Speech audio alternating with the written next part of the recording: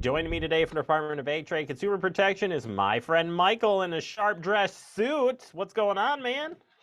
This is one of those days. Happy to be here. Thought we'd get all dressed up for the occasion. I like it. I should probably do the same, but I can't take myself serious enough to go any further than the old collared shirt. But anyway, that's besides the point. We're here actually going to take a little different approach today. We're going to talk about a couple different issues that you guys present each and every month. I get a list of topics to go through to discuss, and there's two that stand out to me as kind of some updates.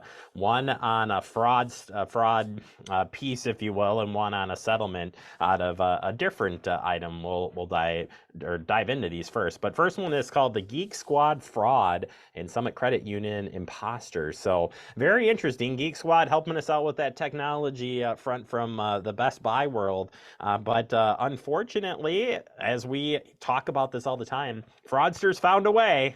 And well, some people unfortunately found out on the bad side of this. But tell us, what did you learn from this? Yeah, so this is similar to some of the other tech support scams that we've seen, and it appears that most of the recipients of this have been Best Buy customers or Geek Squad customers. Not everyone, but what happens is they receive an invoice that says, "Hey, we helped you out with something, and we're looking for payment." And there's kind of a two-pronged approach to this. The first is if someone really did use their services, of course, they're going to question what was going on. And the other is even if they didn't, and all of a sudden they're getting an invoice, they're most likely being prompted to respond to that invoice. And then the scammers are using that as an opportunity to steal the information. Is, hey, can you confirm what your name is? Can you confirm this device? Can you confirm something or else to say, oh, you know what, sorry, that was an error. But while you're trying to vet that and make sure it isn't yours, you've maybe unknowingly given away your information. Yeah, two different identities here, or two different well-known companies, and just picking basically insert name here and scam there, and you got it. So bottom line here, don't share personal information. Number one. Absolutely. If you're getting these unprompted and something seems like it doesn't make sense, you don't remember getting the service, you don't remember ever using Geek Squad, certainly don't provide any information to them when they're prompting you. I would suggest either going directly to a Best Buy or a Geek Squad and saying, hey, I received this, talk to somebody in person who you know is legitimately employed by that business and say, hey, okay, I want to kind of talk this through, making sure that, because they're never going to call you and say, hey, I want your password.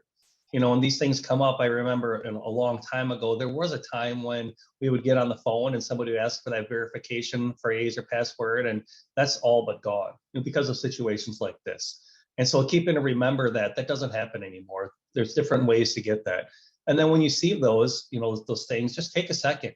Don't immediately react to them. Take a minute, pause, think about it. Hey, did I use this? Does this make sense? Should I be getting an invoice? And if any of those answers are no, don't respond to it. This coming in from an AT&T settlement, and this has to do with checking in from the Federal Trade Commission on the reduction of data speeds. So basically, you get speeds when you buy internet, but AT&T was found to be what is called data throttling. So set this up. What are we talking about here in this settlement? Yeah, so what happened is these consumers would sign up for an unlimited data plan. But what would really happen is after they reached so many gigs of usage, then AT&T would slow down their speeds. So say, you've got sign up for unlimited 5G speeds, but after you use 20 gigs, they slow you down to 3. And then after 30, they slow you down to 2. So you're not really getting what they represented as getting that full-time unlimited speed that they promoted. And so the FTC filed a lawsuit and reached a settlement with AT&T that does provide some refund payments to consumers, but there are a few restrictions to see if you qualify. The first one is you need to be a former AT&T customer. Current AT&T customers are not eligible. You have to have had an unlimited data plan at some point between October 1st, 2011 and June 30th, 2015. So just about a 4-year period. Now we're going back quite a ways. So you got to kind of put on the old trip down memory lane and see if you had that service at that time. You had to have experienced data throttling, meaning you recognized that you were getting slower speeds, and you can't have already received some type of payment from AT&T. So that's that is really important, and why we do these notifications is to bring awareness, because current customers may have been made aware of the. Let's just say you've been a customer of AT&T since 2011. Notification may have come out. They may have tried to rectify that. You may have not even realized that you experienced data throttling until you hear this, this show today, and say, I didn't even realize that was a thing. And now I remember complaining about how things got so slow. That was so frustrating. And of course, you never really brought it to anybody's attention because you didn't know any better. So it's really important that, we get this out there so they recognize they can get compensated for it. Where would folks find more information on settlements like this? Does DATCP keep updates on the website, or do you check in with the FTC? How would you stay in on certain items? And I know that's a pretty loaded question there, Michael, but where's a good spot to start if you're concerned about this settlement or others? Well, it's a great question in the sense of when we at DATCP partner with the FTC and we reach a settlement, we'll publish that on our website. We do not repost or republish all of the FTC's settlements, but you certainly can go to their website, ftc.gov, and also sign up for alerts and notifications, which is free. That lets you know of these types of settlements. And the FTC often deals with nationwide companies, so it doesn't hurt every once to get those emails, be made aware when things like this. To apply directly for a refund in this particular settlement, you can go to www.att-datathrottling.com, and that'll give you the opportunity to fill out the refund form, ask you for a little bit more information. If you having trouble there is a phone line that was set up to assist with that, and that's 1-877-654-1982. Michael, final question for you, and I think this is a great question and really boosts what you guys do for a living is protecting consumers. People complain. People took their complaints to you, reported it to the FTC.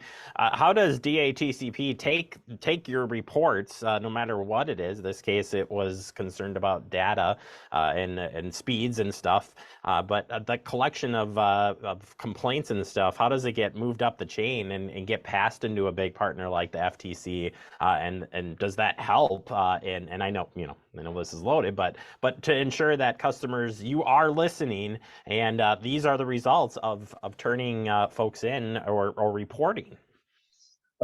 Perfect segue for us to really encourage everyone to file complaints. I mean, you stated it and you alluded to it perfectly. If we don't know about it, we really can't help you, and we can't respond to it. Sometimes these things might come to our attention in a partnership with the FTC, but almost always it starts with the complaints being filed with DATCP. And what happens then is if we start to see a pattern with a certain business or even a certain type of behavior within an industry, we'll start looking deeper into that. In this particular case, very easily could have happened is in Wisconsin, they were advertising that they were going to give these speeds for unlimited data. And in fact, they didn't do that. They misrepresented what service they were going to provide. And so we start seeing, more and more complaints come in. That's a red flag for us that says there's something bigger at play here. And then we start reaching out to AT&T and saying, hey, wait, we think you may have been outside the law a little bit here. And our goal is always to, one, educate the company so they can stop the practice, and then moving forward, make sure that they're compliant. And then second, if any consumers were harmed, make sure that they're made whole and that the problem is rectified, and so they weren't really harmed to the extent of what they've lost at the time. So it all starts with filing a complaint with us, and you can do that at datcp.wi.gov. Or if you have any questions or need some assistance with that, feel free to give us a call at 1-800-422-7128. Thanks for pulling the curtain back on that, Michael. I think it's important to know that it does pay to report, and not just because you're getting paid in a settlement, but it's so important that you're helping protecting you others and trying to make things right. So, Michael, thank you. Appreciate your time, and we'll be checking back in with you later this month. Thanks, Jeremy. Appreciate your time.